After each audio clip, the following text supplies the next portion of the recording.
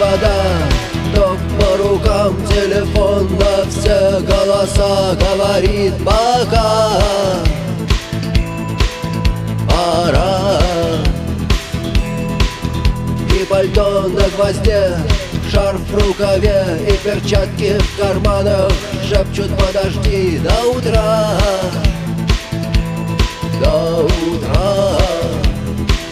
Но странный стук зовет дорогу. Может, сердце, может, стук в дверь. И когда я обернусь на пороге, я скажу одно лишь слово: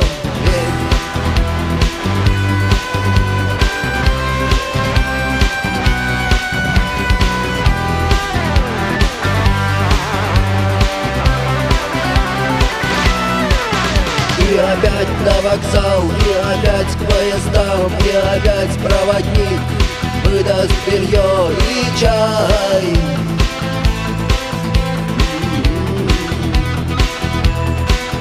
И опять не усну, и опять сквозь грохот колес мне послышится слово: